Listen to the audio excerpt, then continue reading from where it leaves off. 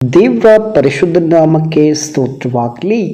ಈ ದಿನದ ದೇವರ ವಾಕ್ಯ ಲೂಕನು ಬರೆದ ಸ್ವಾರ್ಥ ಗ್ರಂಥ 23ನೇ ಅಧ್ಯಾಯ 34ನೇ ವಾಕ್ಯ.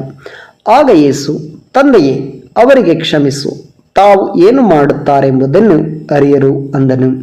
ಹೌದು ಪ್ರೀತಿಯ ದೇವರ ಮಕ್ಕಳೇ, ಇವತ್ತಿನ ದಿನದಲ್ಲಿ ದೇವರ ವಾಕ್ಯದಲ್ಲಿ ನಾವು ಗಮನಿಸುವುದಾದರೆ, ಈ ಒಂದು ವಾಕ್ಯವು ಯೇಸು ಸ್ವಾಮಿ ಶಿಲುಬೆಯಲ್ಲಿ ಒಡೆಯಲ್ಪಟ್ಟಂಥ ಆ ದಿವಸದಲ್ಲಿ ಶಿಲುಬೆಯಲ್ಲಿ ಮೊದಲನೇದಾಗಿ ಆತನು ಮಾತನಾಡಿದಂಥ ಮಾತುಗಳು. ಆತನು 7 ಮಾತುಗಳನ್ನು ಕೊನೆಯದಾಗಿ ಮಾತನಾಡಿದ್ದನು. ಅದರಲ್ಲಿ ಮೊದಲನೇದಾಗಿ ಆತನು ಮಾತನಾಡಿದಂಥ ಮಾತು, ತಂದೆಯೇ, ಅವರಿಗೆ ಕ್ಷಮಿಸು, ಅವರು ಏನು ಮಾಡುತ್ತಿದ್ದಾರೆಂದು ಅವರಿಗೆ ತಿಳಿಯದು ಎಂಬುದಾಗಿ ಆ ವಾಕ್ಯದಲ್ಲಿ ನಾವು ಗಮನಿಸ್ತಾ ಇದ್ದೇವೆ. ಪ್ರಿಯರಾದವರೇ, ಇಲ್ಲಿ ನಾವು ಗಮನಿಸುವುದಾದರೆ, ಯೇಸು ಕ್ರಿಸ್ತನು ಯಾವುದೇ ತಪ್ಪನ್ನ ಮಾಡಿರಲಿಲ್ಲ. ಆದರೂ ಕೂಡ ಯೇಸು ಕ್ರಿಸ್ತನನ್ನ ಶಿಲುಬೆಯಲ್ಲಿ ಒಡೆಯುವಂತೆ ತೀರ್ಪಾಯಿತು.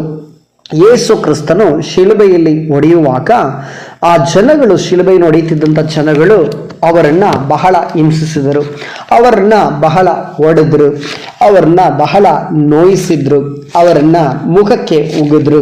ಅಂದರೆ ಯಾರಿಗೆ? ಯೇಸು ಸ್ವಾಮಿಯನ್ನ ಮುಖಕ್ಕೆ ಉಗಿದ್ರು, ಯೇಸು ಸ್ವಾಮಿಯನ್ನ ಹೊಡೆದ್ರು, ಯೇಸು ಸ್ವಾಮಿಯನ್ನ ಅವರು ತುಂಬ ಅವಮಾನ ಪಡಿಸಿದ್ರು, ಅವರ ತಲೆಗೆ ಮುಳ್ಳಿನ ಕಿರೀಟವನ್ನು ಹಾಕಿದ್ರು, ಅವರ ಕೈಗಳಿಗೆ ಮೊಳೆಗಳಿಂದ ಹೊಡೆದಾಗ ಆ ಸಮಯದಲ್ಲಿ ಕೂಡ, ಅವರ ಪ್ರಾಣ ಹೋಗುವಂಥ ಸಮಯದಲ್ಲೂ ಕೂಡ ಯೇಸು ಕ್ರಿಸ್ತನು ಅವರನ್ನ ನೋಡಿ ಹೇಳ್ತಾ ಇದ್ದಾನೆ. ಅವರಿಗಾಗಿ ಯೇಸು ಸ್ವಾಮಿ ಪ್ರಾರ್ಥಿಸ್ತಾ ಇದ್ದಾರೆ ತಂದೆ ಬಳಿಯಲ್ಲಿ, ದೇವರೇ, ಇವರು ಏನು ಮಾಡುತ್ತಿದ್ದಾರೆ ಅಂತ ಹೇಳಿ ಗೊತ್ತಿಲ್ಲ, ಹಾಗಾಗಿ ಇವ್ರನ್ನ ಕ್ಷಮಿಸು ಎಂಬುದಾಗಿ. ನೋಡ್ರಿ, ಇಲ್ಲಿ ಚೆನ್ನಾಗಿ ಗಮನಿಸ್ರಿ, ತಂದೆಯೇ, ಅವರಿಗೆ ಕ್ಷಮಿಸು, ತಾವು ಏನು ಮಾಡುತ್ತಾರೆ ಎಂಬುದನ್ನು ಅರಿಯರು ಎಂಬುದಾಗಿ. ಪ್ರಿಯರಾದ ದೇವರ ಮಕ್ಕಳೇ, ನಮ್ಮ ಜೀವಿತದಲ್ಲಿ ನಾವು ಯೇಸುವಿನ ಹಾಗೆ ಕ್ಷಮಿಸ್ತಾ ಇದ್ದೀವ? ನಮ್ಮ ಜೀವಿತದಲ್ಲೂ ಒಂದಲ್ಲ ಒಂದು ಸಮಯ ಸಂದರ್ಭದಲ್ಲಿ ಯಾವುದೋ ಒಬ್ಬ ವ್ಯಕ್ತಿಯಿಂದ, ಯಾವುದೋ ಒಬ್ಬ ಮನುಷ್ಯರಿಂದ, ಯಾವುದೋ ಒಬ್ಬ ದೇವ ಸೇವಕರಿಂದ, ಯಾವುದೋ ಒಬ್ಬ ಸಾಮಾನ್ಯ ವ್ಯಕ್ತಿಯಿಂದ ಆಗಿರ್ಬೋದು, ಅಥವಾ ಯಾರಿಂದಲೋ ನಿಮ್ಮ ಜೀವಿತದಲ್ಲಿ ಬಹಳ ನೋವುಂಟಾಗಿರ್ಬೋದು.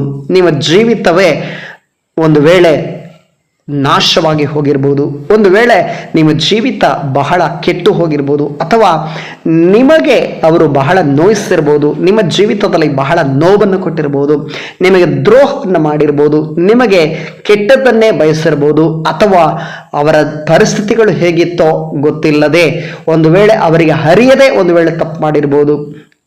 ಅವರನ್ನ ನೀವು ಇವತ್ತು ಯೇಸುವಿನ ಹಾಗೆ ಕ್ಷಮಿಸಲಿಕ್ಕೆ ಸಾಧ್ಯವೇ? ದೇವರ ಆತ್ಮನು ನಿಮ್ಮನ್ನು ನೋಡಿ ಕೇಳ್ತಾ ಇರುವಂಥ ಒಂದೇ ಒಂದು ಪ್ರಶ್ನೆ. ಇಲ್ಲಿ ದೇವರನ್ನ ಹೊಡಿತಾ ಇದ್ದಂಥ ವ್ಯಕ್ತಿಗಳಿಗೆ ಗೊತ್ತಿತ್ತು, ಯೇಸು ಸ್ವಾಮಿ ಯಾವ ತಪ್ಪು ಮಾಡಿಲ್ಲ, ಯೇಸು ಸ್ವಾಮಿಗೆ ಶಿಕ್ಷೆ ಕೊಡಬಾರ್ದು, ಯೇಸು ಸ್ವಾಮಿ ದೇವರು ಅಂತ ಗೊತ್ತಿತ್ತು, ಆತನು ದೇವಪುತ್ರನು ಎಂಬುದಾಗಿ ಗೊತ್ತಿದ್ರು ಕೂಡ, ಆತನು ಸರ್ವಶಕ್ತನಾದ ದೇವರ ಮಗನು ಎಂಬುದಾಗಿ ಗೊತ್ತಿದ್ರು ಕೂಡ, ಆತನು ದೇವರಾಗಿ ಲೋಕಕ್ಕೆ ಬಂದಿದ್ದಾನೆ, ದೇವಕುಮಾರನಾಗಿ ಲೋಕಕ್ಕೆ ಬಂದಿದ್ದಾನೆ ಎಂಬುದಾಗಿ ಗೊತ್ತಿದ್ರು ಕೂಡ, ಆತನನ್ನ ಶಿಲುಬೆಯಲ್ಲಿ ಹೊಡಿತಾ ಇದ್ರು, ಆತನ ಮುಖಕ್ಕೆ ಹೋಗಿದ್ರು, ಆತನ ಚೌಟಿ ಇಟ್ಟಿಂದ ಹೊಡೆದ್ರು, ಆತನಿಗೆ ಮುಳ್ಳಿನ ಕಿರೀಟವನ್ನ ಹಾಕಿದ್ರು, ಆತನನ್ನ ಅವಮಾನ ಪಡಿಸಿದ್ರು, ಭಾರವಾದ ಶಿಲುಬೆಯನ್ನ ಹೊರುವಂತೆ ಮಾಡಿದ್ರು. ಇದೆಲ್ಲವೂ ಕೂಡ ಮಾಡಿದಾಗಿಯೂ ಕೂಡ ಆ ಕೆಲಸ ಮಾಡುವವರನ್ನ, ಆ ಹೊಡೆದವ್ರನ್ನ ಯೇಸು ಸ್ವಾಮಿ ಹೇಳ್ತಾ ಇದ್ದಾನೆ, ತಂದೆಯೇ, ಅವ್ರನ್ನ ಕ್ಷಮಿಸಿ, ಅವ್ರು ಏನು ಮಾಡ್ತಾ ಇದ್ದಾರೆ ಅಂತೇಳಿ ಅವರಿಗೆ ಗೊತ್ತಿಲ್ಲ ಎಂಬುದಾಗಿ. ಪ್ರಿಯರಾದ ದೇವರ ಮಕ್ಕಳೇ, ನಿಮ್ಮ ಜೀವಿತದಲ್ಲೂ ಕೂಡ ಯಾರೋ ಒಬ್ಬ ವ್ಯಕ್ತಿಯಿಂದ ನೀವು ಬಹಳ ನೋವನ್ನು ಅನುಭವಿಸಿರ್ಬೋದು, ಬಹಳ ಕಷ್ಟವನ್ನು ಅನುಭವಿಸಿರ್ಬೋದು, ಬಹಳ ಕಹಿಯನ್ನು ಅನುಭವಿಸಿರ್ಬೋದು, ಬಹಳ ವಿಧವಾದಂಥ ನೋವುಗಳ ಒಳಗಡೆ ನೀವಾಗಿರ್ಬೋದು. ಅವ್ರನ್ನ ಕ್ಷಮಿಸ್ಬಿಡ್ರಿ. ಯಾಕೆಂದರೆ ಈ ಲೋಕದಲ್ಲಿ ಕ್ಷಮಿಸುವುದಕ್ಕಿಂತ ದೊಡ್ಡ ತೀರ್ಪು ಅಥವಾ ದೊಡ್ಡ ದಂಡನೆ, ದೊಡ್ಡ ಶಿಕ್ಷೆ ಯಾವುದೂ ಇಲ್ಲ.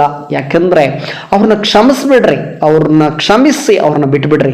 ಅವ್ರು ಹೇಗಾದರೂ ಇರಲಿ, ಅವ್ರು ಏನಾದರೂ ಮಾಡ್ಕೊಳ್ಳಿ, ಅವ್ರು ಏನಾದರೂ ಇರಲಿ, ಅವ್ರ ಜೀವಿತ ಹೇಗಾದರೂ ಇರಲಿ, ಅವ್ರನ್ನ ನ್ಯಾಯ ತೀರ್ಸೋಕೆ ಹೋಗ್ಬೇಡ್ರಿ. ಅವರನ್ನ ನೀವೇನು ಮಾಡಬೇಡ್ರಿ ಅಂದರೆ, ನೀವು ಅವ್ರನ್ನ ಬಗ್ಗೆ ಯೋಚನೆ ಮಾಡ್ಲಿಕ್ಕೆ ಹೋಗ್ಬೇಡ್ರಿ. ಅವ್ರನ್ನ ಎಂಥದ್ದೇ ತಪ್ಪು ಮಾಡಿರ್ಬೋದು, ಒಂದು ವೇಳೆ ದ್ರೋಹ ಮಾಡಿರ್ಬೋದು, ಒಂದು ವೇಳೆ ಮೋಸ ಮಾಡಿರ್ಬೋದು, ಒಂದು ವೇಳೆ ನಿಮ್ಮ ಜೀವಿತವನ್ನ ಕೆಡಿಸ್ತಿರ್ಬೋದು. ಒಂದು ವೇಳೆ ನಿಮ್ಮ ಜೀವಿತದಲ್ಲಿ ಬಹಳ ನೋವನ್ನು ಮಾಡಿರ್ಬೋದು, ನಿಮ್ಮ ಹೃದಯಕ್ಕೆ ಬಹಳ ನೋವುಗಳನ್ನು ಉಂಟು ಮಾಡಿರ್ಬೋದು. ಅವ್ರನ್ನ ಏನು ಮಾಡ್ರಿ ಅಂದರೆ, ದೇವರೇ ಅವ್ರು ಏನು ಮಾಡಿದ್ರೆ ಅವ್ರಿಗೆ ಅರಿಯೋದು, ಅವ್ರನ್ನ ಕ್ಷಮಿಸುವುದಾಗಿ ಅವ್ರಿಗಾಗಿ ಪ್ರಾರ್ಥನೆ ಮಾಡ್ರಿ, ಅವ್ರನ್ನ ಪ್ರೀತಿಸ್ರಿ. ಯಾಕಂದ್ರೆ ಪ್ರೀತಿಯು ಬಹು ತಾಳ್ಮೆಯುಳ್ಳದು. ಪ್ರೀತಿಯಿಂದ ಎಲ್ಲವನ್ನ ನಾವು ಗೆಲ್ಲಬೇಕೆಂಬುದಾಗಿ ದೇವರ ವಾಕ್ಯದಲ್ಲಿ ನಾವು ನೋಡ್ತಾ ಇದ್ದೇವೆ. ಪ್ರೀತಿಯು ಬಹು ಪಾಪಗಳನ್ನು ಮುಚ್ಚುತ್ತದೆ ಎಂಬುದಾಗಿ ನಾವು ನೋಡ್ತಾ ಇದ್ದೀವಿ. ಪ್ರಿಯರಾದ ದೇವರ ಮಕ್ಕಳೇ, ನಾನು ನಿಮ್ಮೊಟ್ಟಿಗೆ ಇವತ್ತು ಹೇಳುವಂಥ ಒಂದೇ ಒಂದು ಕಾರಣ ಏನಂದರೆ, ನಿಮ್ಮ ಜೀವಿತದಲ್ಲೂ ಯಾರೋ ಒಬ್ಬರು ನಿಮ್ಮನ್ನು ಶಿಲುಬೆಯಲ್ಲಿ ಹೊಡೆದಿದ್ದಾರೆ, ಯಾರೋ ಒಬ್ಬರು ನಿಮ್ಮನ್ನು ಶಿಲುಬೆಗೆ ಹಾಕಿದ್ದಾರೆ. ಅವ್ರನ್ನ ಇವತ್ತು ನೀವು ಕ್ಷಮಿಸುವುದಾದರೆ ನೀವು ಕೂಡ ದೇವರ ಮಕ್ಕಳಾಗ್ತೀರಿ. ಯಾಕೆಂದರೆ ದೇವರ ಮಕ್ಕಳು ಯಾವಾಗಲೂ ದೇವರ ಥರನೇ ಇರ್ತಾರೆ. ಯಾವ ರೀತಿ ಯೇಸು ಸ್ವಾಮಿ ಕ್ಷಮಿಸಿದ ರೀತಿಯಲ್ಲೇ ಅವರು ಕೂಡ ಕ್ಷಮಿಸ್ತಾರೆ. ನೀವು ಕ್ಷಮಿಸಬೇಕು, ಅವ್ರನ್ನ ಮನ್ನಿಸ್ಬೇಕು. ಅವ್ರನ್ನ ಒಂದು ಸಾರಿ ಅಲ್ಲ 70 ಸಾರಿ ಕ್ಷಮಿಸ್ಬೇಕೆಂಬುದಾಗಿ ದೇವರ ವಾಕ್ಯದಲ್ಲಿ ಹೇಳ್ತಾರೆ. ನಿನ್ನ ಸಹೋದರನು ನಿನಗೆ ವಿರುದ್ಧವಾಗಿ ತಪ್ಪು ಮಾಡಿದಾಗ ಎಷ್ಟು ಸಾರಿ ಕ್ಷಮಿಸ್ಬೇಕೆಂಬುದಾಗಿ ಪೇತ್ರನ ಕೇಳಿದಾಗ ಪೇತ್ರನ ಹೇಳ್ತಾನೆ, 7 ಸಾರಿ ಅಲ್ಲ 70 ಸಾರಿ ಕ್ಷಮಿಸ್ರಿ. ಆತ ಎಷ್ಟೇ ಸಾರಿ ತಪ್ಪು ಮಾಡಿರಲಿ, ಆತನನ್ನ ಪದೇ ಪದೇ ಆತ ನಿನ್ನ ಹತ್ರ ಕ್ಷಮೆ ಕೇಳ್ತಾ ಇದ್ದಾನೆ ಅಂದರೆ ಆತನ ಕ್ಷಮಿಸ್ಬಿಡುವಂಥದ್ದು ನಿನ್ನ ಜವಾಬ್ದಾರಿ ಆಗಿರ್ತದೆ. ಯಾಕೆಂದ್ರೆ ನೀನು ಆತನ ಕ್ಷಮಿಸದೆ ಹೋದ್ರೆ ದೇವರು ನಿನ್ನ ಪಾಪಗಳನ್ನು ಕ್ಷಮಿಸುವುದಿಲ್ಲ, ನಿನ್ನ ದ್ರೋಹಗಳನ್ನು ಕ್ಷಮಿಸುವುದಿಲ್ಲ. ಇವತ್ತಿನ ದಿವಸದಲ್ಲಿ ಪ್ರಿಯರಾದ ದೇವರ ಮಕ್ಕಳೇ, ನಾನು ನಿಮಗೊಟ್ಟಿಗೆ ಹೇಳಲಿಕ್ಕೆ ಬಯಸುವುದೇನೆಂದರೆ, ನೀವು ಕ್ಷಮಿಸುವವರಾಗಿರಬೇಕು. ಯಾಕೆಂದರೆ ಕೊಲಿಷ್ಯದವರಿಗೆ ಬರೆದ ಪತ್ರಿಕೆ 3ನೇ ಅಧ್ಯಾಯದಲ್ಲಿ ನಾವು ನೋಡೋದಾದರೆ, ಯಾರ ಮೇಲೂ ತಪ್ಪೊರಿಸಲಿಕ್ಕೆ ಕಾರಣ ಇದ್ದರೂ ಕೂಡ, ಮತ್ತೊಬ್ಬರ ಮೇಲೆ ತಪ್ಪೊರಿಸಲಿಕ್ಕೆ ಕಾರಣ ಇದ್ದರೂ ನೀವು ಅವ್ರ ಮೇಲೆ ಏನು ಮಾಡಬೇಡ್ರಿ, ತಪ್ಪೊರಿಸಬೇಡ್ರಿ ಅಂತೇಳಿ ದೇವ್ರ ವಾಕ್ಯ ಹೇಳ್ತದೆ. ಅವ್ರನ್ನ ಕ್ಷಮಿಸ್ರಿ, ಯೇಸು ಕ್ಷಮಿಸಿದಂತೆಯೇ ಅವ್ರನ್ನ ಕ್ಷಮಿಸ್ರಿ ಎಂಬುದಾಗಿ ದೇವರ ವಾಕ್ಯದಲ್ಲಿ ನಾವು ಗಮನಿಸ್ತಾ ಇದ್ದೇವೆ. ಹೌದು ಪ್ರಿಯರಾದ ದೇವ್ರ ಮಕ್ಕಳೇ, ನಾವು ಅವ್ರನ್ನ ಕ್ಷಮಿಸ್ತಾ ಇದ್ದೀವ. ಯಾಕಂದರೆ ಕೊಲಿಷ್ಯದವರಿಗೆ ಬರೆದ ಪತ್ರಿಕೆ 3ನೇ ಅಧ್ಯಾಯ 13ನೇ ವಾಕ್ಯದಲ್ಲಿ ನಾವು ನೋಡೋದಾದ್ರೆ, ಮತ್ತೊಬ್ಬನ ಮೇಲೆ ತಪ್ಪು ಹೊರಿಸುವುದಕ್ಕೆ ಕಾರಣವಿದ್ದರೂ ತಪ್ಪು ಹೊರಿಸದೆ ಒಬ್ಬರಿಗೊಬ್ಬರು ಸೈರಿಸಿಕೊಂಡು ಕ್ಷಮಿಸ್ರಿ. ಕರ್ತನು ನಿಮ್ಮನ್ನು ಕ್ಷಮಿಸಿದಂತೆಯೇ ನೀವು ಕ್ಷಮಿಸ್ರಿ. ನೋಡ್ರಿ, ಕರ್ತನು ಅಂದ್ರೆ ದೇವರು ನಿಮ್ಮನ್ನು ಕ್ಷಮಿಸಿದಂತೆ ಅಂದರೆ ಸರ್ವಶಕ್ತನಾದ ದೇವರು ಯೇಸು ಸ್ವಾಮಿ ನಿಮ್ಮನ್ನು ಯಾವ ರೀತಿ ಕ್ಷಮಿಸಿದ್ದಾರೆ ನೋಡ್ರಿ. ಯೇಸು ಸ್ವಾಮಿ ಶಿಲ್ಬೆಯಲ್ಲಿ ಹೊಡೆದವ್ರನ್ನು ಕ್ಷಮಿಸು ಅಂತೇಳಿ ಪ್ರಾರ್ಥಿಸ್ತಾ ಇದ್ದಾನೆ. ಹಾಗಾದ್ರೆ ನೀವೇನು ಪ್ರಾರ್ಥಿಸ್ತಾ ಇದ್ರಿ? ನೀವು ದೇವ್ರ ಮಕ್ಕಳಾಗಿ ಏನನ್ನ ನೋಡ್ತಾ ಇದ್ರಿ? ಅವ್ರನ್ನ ಕ್ಷಮಿಸ್ಬೇಕು, ಅವ್ರಿಗೆ ಸೇಡ್ ತೀರಿಸ್ಕೋಬೇಕು, ಅವ್ರ ಮೇಲೆ ಏನಾದರೂ ಕೆಟ್ಟದ್ದು ಮಾಡಬೇಕು, ಅವ್ರಿಗೇನಾದರೂ ಅಪಪ್ರಚಾರ ಮಾಡಬೇಕು, ಅವರ ಬಗ್ಗೆ ಅವ್ರು ಮಾಡಿರೋ ತಪ್ಪುಗಳನ್ನು ನನ್ನ ಜನರಿಗೆ ಎತ್ತು ತೋರಿಸ್ಬೇಕಂತೇಳಿ ನೀವು ಇರೋದಾದರೆ ನೀವು ದೇವ್ರ ಮಕ್ಕಳಲ್ಲ. ನಿಮ್ಮೊಳಗಡೆ ದೇವ್ರ ಆತ್ಮನಿಲ್ಲ. ನಿಮ್ಮೊಳಗಡೆ ದೇವ್ರ ಆತ್ಮನು ಇರೋದಾದರೆ, ನಿಮ್ಮೊಳಗಡೆ ದೇವ್ರ ಆತ್ಮನು ಇರುವುದಾದರೆ ನೀವು ದೇವ್ರ ಮಕ್ಕಳಾಗಿರ್ತೀರಿ. ದೇವರಂತೆ ನೀವು ಕೂಡ ಅವ್ರನ್ನ ಕ್ಷಮಿಸ್ತೀರಿ. ಯಾಕಂದ್ರೆ ಕ್ಷಮಿಸಿಬಿಡೋದೇ ತುಂಬಾ ದೊಡ್ಡ ಶಿಕ್ಷೆ. ಈ ಲೋಕದಲ್ಲಿ ನೀವು ಕೊಡಬೇಕಾದ ಒಂದೇ ಒಂದು ಶಿಕ್ಷೆ ಏನಂದ್ರೆ, ಅವ್ರನ್ನ ಕ್ಷಮಿಸ್ಬಿಟ್ಟು ಅವ್ರ ಇಷ್ಟಕ್ಕೆ ಅವ್ರನ್ನ ಬಿಟ್ಬಿಟ್ರೆ, ಅವ್ರು ಏನಾದರೂ ಆಗಲಿ. ಆದರೆ ಒಂದು ದಿವಸ ಬರ್ತದೆ, ಅವ್ರು ಮಾಡಿದ ತಪ್ಪಿಗೆ, ಅವ್ರು ಮಾಡಿದ ಒಂದು ಕುತಂತ್ರಕ್ಕೆ, ಅವ್ರು ಮಾಡಿದಂಥ ದ್ರೋಹಕ್ಕೆ, ಅವ್ರು ಮಾಡಿದಂಥ ಮೋಸಕ್ಕೆ, ಅವ್ರು ಮಾಡಿದಂಥ ಕಾರ್ಯಗಳಿಗೆ ದೇವರ ನ್ಯಾಯ ವಿಚಾರಿಸ್ಕೊಳ್ತಾನೆ. ಅವ್ರನ್ನ ದೇವ್ರು ನೋಡ್ಕೊಳ್ತಾನೆ. ನೀವು ಅವ್ರನ್ನ ನ್ಯಾಯ ವಿಚಾರಿಸ್ಲಿಕ್ಕೆ ಹೋಗ್ಬೇಡ್ರಿ, ಅವ್ರಿಗೆ ನ್ಯಾಯ ತೀರ್ಪನ್ನು ಮಾಡಬೇಡ್ರಿ, ಅವ್ರಿಗೆ ಯಾವುದೇ ಶಿಕ್ಷಣ ಕೊಡಬೇಡ್ರಿ. ಇದು ದೇವರ ಆತ್ಮನ ಇವತ್ತು ನಿಮಗೆ ಹೇಳ್ತಿರುವಂಥ ಒಂದು ಸಂದೇಶ. ಯಾಕೆಂದ್ರೆ ದೇವರು ಆ ರೀತಿಯಲ್ಲಿ ಮಾಡಿಬಿಟ್ರು. ಯಾವ ರೀತಿ ಮಾಡಿಬಿಟ್ರು? ಅವ್ರನ್ನ ಕ್ಷಮಿಸು ಅಂತೇಳಿ ಅವ್ರನ್ನ ಕ್ಷಮಿಸಿ ಈ ಲೋಕದಲ್ಲಿ ಬಿಟ್ಬಿಟ್ರು. ಅದೇ ರೀತಿ ನಾನು ನೀನು ಕೂಡ ದೇವರ ಮಕ್ಕಳಾಗಿ ದೇವರ ಆತ್ಮನು ನಮ್ಮೊಳಗಡೆ ಇರುವಾಗ ನಮ್ಮೊಳಗಡೆ ವಾಸಿಸುವ ದೇವರ ಆತ್ಮನಿಗೆ ನಾವು ಕಿವಿ ಕೊಟ್ಟು ಇವತ್ತಿನ ದಿವಸದಲ್ಲಿ ವಾಕ್ಯವನ್ನು ಕೇಳಿ ಈ ವಾಕ್ಯದ ಪ್ರಕಾರ ನಾವು ಒಬ್ಬರನ್ನೊಬ್ಬರು ಕ್ಷಮಿಸೋಣ, ಒಬ್ಬರಿಗೊಬ್ಬರು ಮನ್ನಿಸೋಣ, ಒಬ್ಬರ ಮೇಲೆ ಒಬ್ಬರು ನಾವು ಪ್ರೀತಿಯನ್ನು ತೋರಿಸೋಣ. ಕ್ಷಮಿಸಿಬಿಟ್ಟು ಅಲ್ಲಿಗೆ ಮರೆತು ಬಿಟ್ಟು ನಮ್ಮ ಜೀವಿತವನ್ನು ನಾವು ಮುಂದುವರಿಸೋಣ. ದೇವರು ಈ ವಾಕ್ಯದೊಟ್ಟಿಗೆ ನಿಮ್ಮನ್ನು ಆಶೀರ್ವಾದ ಮಾಡಲಿ. ಯೇಸು ಕ್ರಿಸ್ತನ ನಾಮದಲ್ಲಿ ಪ್ರಾರ್ಥಿಸೋದಕ್ಕಿಂತ ಮುಂಚಿತವಾಗಿ ನಾನೊಂದು ಕಾರ್ಯವನ್ನು ಹೇಳ್ತೇನೆ. ನಿನ್ನೆ ದಿವಸದಲ್ಲಿ ಯೂಟ್ಯೂಬಲ್ಲಿ ವಾಕ್ಯ ಹಾಕಲಿಕ್ಕೆ ಸಮಯ ಇರಲಿಲ್ಲ. ಈ ಕೆಲವು ಕಾರಣಾಂತರಗಳಿಂದ ಹಾಕಲಿಕ್ಕಾಗಲಿ, ದಯವಿಟ್ಟು ಕ್ಷಮಿಸ್ರಿ. ಇವತ್ತಿನ ದಿವಸದಲ್ಲಿ ನಾವು ವಾಕ್ಯವನ್ನು ಹಾಕ್ತಾ ಇದ್ದೇವೆ. ಈ ವಾಕ್ಯವನ್ನು ಕೇಳುವಂಥ ಪ್ರತಿಯೊಬ್ಬರು ಕೂಡ ನಿಮ್ಮ ಜೀವಿತದಲ್ಲಿ ದೇವರಂತೆ ಕ್ಷಮಿಸುವ ಗುಣ ನಿಮ್ಮಲ್ಲಿ ಬೆಳೆಸ್ಕೊಳ್ರಿ. ದೇವರ ಮಕ್ಕಳಾಗಿ ನಾವು ಕ್ಷಮಿಸಲೇಬೇಕು ಎಂಬಂಥ ಒಂದು ಹೃದಯ ನಮಗೆ ಬರಲಿ ಎಂಬುದಾಗಿ ನನ್ನ ಪ್ರಾರ್ಥನೆಯಾಗಿದೆ. ಈ ಒಂದು ಸಮಯದಲ್ಲಿ ನಾನು ನಿಮ್ಮೊಟ್ಟಿಗೆ ಹೇಳಲಿಕ್ಕೆ ಇಷ್ಟಪಡ್ತೇನೆ. 3 ವರ್ಷಗಳಿಂದ ನಾವೊಂದು ಯೂಟ್ಯೂಬ್ ಚಾನಲಲ್ಲಿ ವಾಕ್ಯವನ್ನು ಸಾರ್ತಾ ಇದ್ದೇವೆ.